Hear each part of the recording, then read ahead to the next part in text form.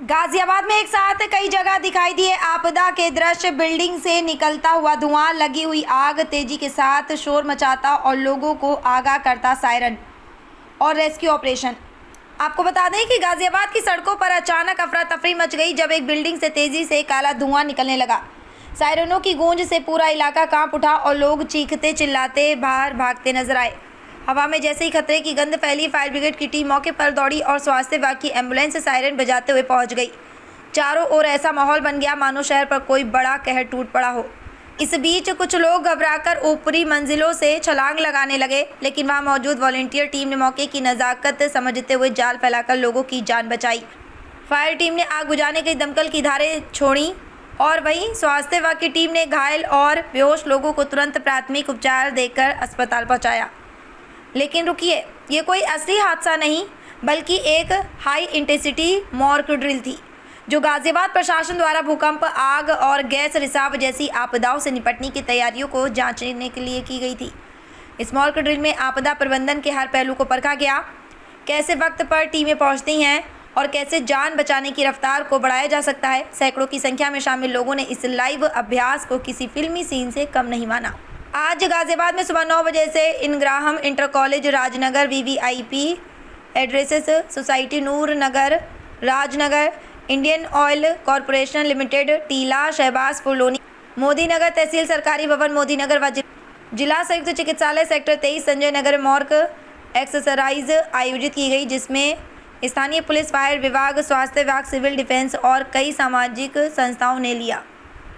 प्रशासनिक अधिकारियों ने बताया कि इस तरह की मॉर्क ड्रिल न केवल सरकारी मशीनरी को अलर्ट रखती है बल्कि आम लोगों को भी आपदा के वक्त समझदारी से काम लेने की सीख देती है। गाजियाबाद से सुधाकर सिंह की रिपोर्ट। तो ये सर, आपने किस तरीके से आपके द्वारा टीम कार्य किया गया? और देखिए, कोई भी आपदा होती है तो police as a first responder हमेशा रिस्पॉन्ड करती है। तो जब एसडीएम साहब के द्वारा मुझे सूचना दी गई थी तो पहले तो मैंने थाने को निर्देशित किया कि भाई अगर कोई कैजुअल्टी या फिर कोई इंजर्ड है तो उसको स्विफ्टली हम यहाँ से रिमूव कर पाएँ। तो उसके लिए पूरा हमारा जो रूट था वो रूट व्यवस्था, उसका एक ध्यान था।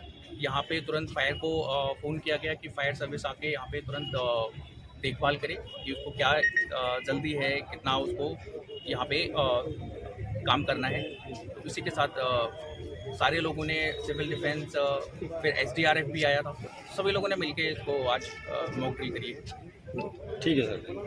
कितनी टीमें इसमें मौजूद रही आपके फायर से और कितनी टीम थी?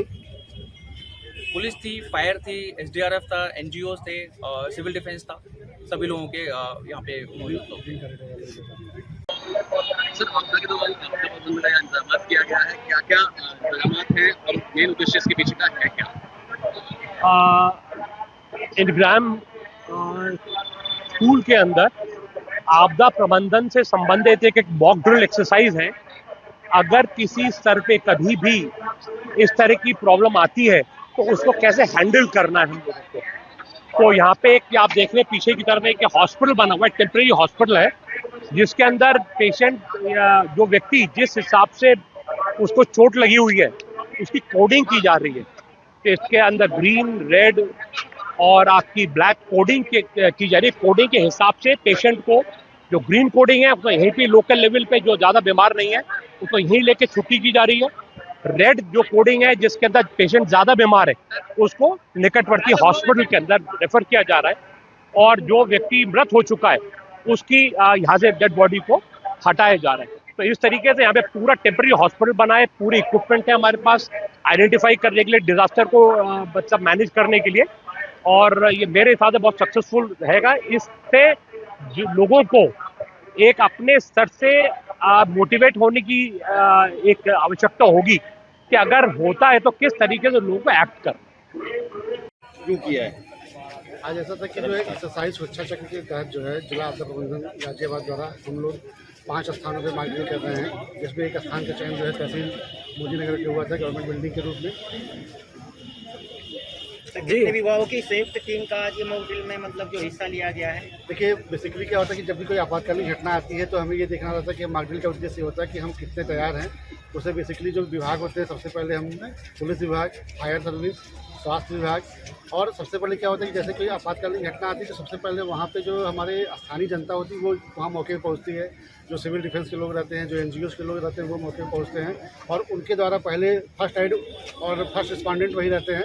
तो आज इसीलिए सिविल डिफेंस की भी टीम यहाँ पे आई हुई थी, जिन्होंने बखूबी जो है अपना काम निभाया और हम लोग को बताया कि कैसे हम आपातकालीन परिस्थितियों में काम करते हैं जो है। सर जैसे तहसील इसमें परिसर में ये मॉक ड्रिल को मतलब किया गया है, तो क्या तहसील के कर्मचारियों को भी प्रशिक्षण दिया गया है कि अगर कोई हादसा हो जाता है तो किस तरह से उन्हें बचाव कार्य या अपना सुरक्षा वाला वो करनी चाहिए? बेसिकली देखिए, सरकारी भवन चुनने का हमारा उद्देश्य यही था कि अगर सरकारी भवन में कभी मान ली कैजुअलिटी हो जाती है तो हम लोग क्या, जैसे कि देखिए राजस्व विभाग क्या होता है, आपको मालूम है कि आपदा के समय सबसे ज़्यादा लीड रोल में रहता है। और इसलिए हम लोगों ने सरकारी भवन को चुना था कि पहले हमारे जितने भी कर्मचारी हैं वो प्रशिक्षित रहें, वो जानते रहें कि अगर कोई आपदा अगर आ जाती है तो हम कैसे उसका हम अपनी भूमिका क्या हमारी रहेगी और कैसे हम बचाव कार्य करेंगे उस समय। तो ये बेसिक तौर से उनके प्रशिक्षण के लिए ही रखा गया था। ठीक है सर, थैंक यू।